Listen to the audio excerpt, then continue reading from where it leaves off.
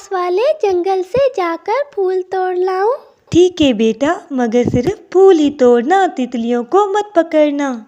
और इसके बाद लाली फूल तोड़ने के लिए जंगल में आ जाती है, मगर वो खूबसूरत और रंग बिरंगी तितलियों को देखकर कहती है, वाह, कितनी खूबसूरत है ये तितलियां, मैं इन्हें पकड़ लेती हूँ और इन्हें बोतल में डालकर अपने घर ले जाऊंगी और मम्मा से छुपा लूंगी। और इसके बाद लाली बहुत सी तितलियां पकड़कर अपने घर ले आती है।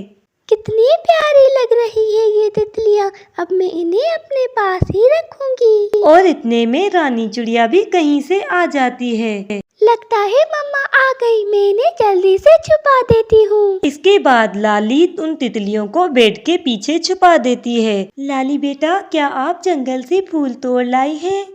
नहीं मम्मा, मुझे कहीं पर भी अच्छे से फूल नजर नहीं आए, इसीलिए मैं फूल तोड़कर नहीं लाई। अच्छा ठीक है, कोई बात नहीं लाली बेटा। और फिर यूं ही रात हो जाती है। रानी तो सो चुकी थी, मगर लाली को नींद नहीं आ रही थी। इसे ख्वाब में भी वही रंग बिरंगी तितलियां नजर आ रही थी। और फिर सुबह हो जाती है। मम्मा, मैं स्कूल जा रही हूँ। अच्छा ठीक है लाली बेटा, और ख्याल से जाना और छुट्टी में सीधा घर वापस आना। इसके बाद लाली स्कूल के लिए चली जाती है। लाली के जाने के बाद रानी घर की साफ सफाई कर रही थी कि अचानक उसकी नज़र बेड के पीछे एक बोतल पर पड़ती है। बोतल देखकर रानी हैरान रह जाती है। अरे, इस बोतल में क्या है, जरा देखूं तो सही। इसके बाद रानी उस बोतल को उठाकर देखती है और कहती है, लाली ने दोबारा से ये तितलियां पकड़ी हैं, इसने अच्छा नहीं किया, मुझे लाली से बात करनी ही पड़ेगी।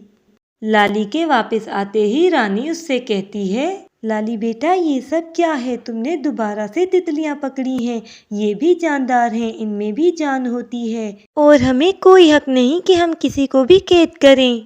मगर मम्मा, ये मुझे बहुत पसंद है, इसीलिए मैं इन्हें पकड़ती हूँ। देखो बेटा, ये तितलियां भी हम पक्षियों के साथी हैं और इन्हीं से ही फूलों और जंगलों की खूबसूरती है। इनमें भी हमारी तरह सांस होता है, इसीलिए आज के बाद ऐसा कभी मत करना। ठीक है मम्मा, आज के बाद मैं ऐसा कभी नहीं करूँगी। मगर दूसरे ही दिन लाली फिर से जंगल में पहुंच जाती है और इसे वो रंग बिरंगी तितलियां बहुत अच्छी लग रही थी। क्या मुझे इन्हें पकड़ना चाहिए? मगर मैंने तो मम्मा से वादा किया था। अभी वो इतना कह ही रही थी कि एक तितली अचानक से इसके सामने आ जाती है और देखते ही देखते उस तितली का आकार बड़ा होने लगता है। अच्छा, तुम ही हो वो गंदी चिड़िया जो हमारी मासूम तितलियों को पकड़कर मार देती हो, मगर मैं आज तुम्हें नहीं छोड़ूंगी। मुझे माफ कर दो, आज के बाद मैं कभी भी तितलियां नहीं पकड़ूंगी।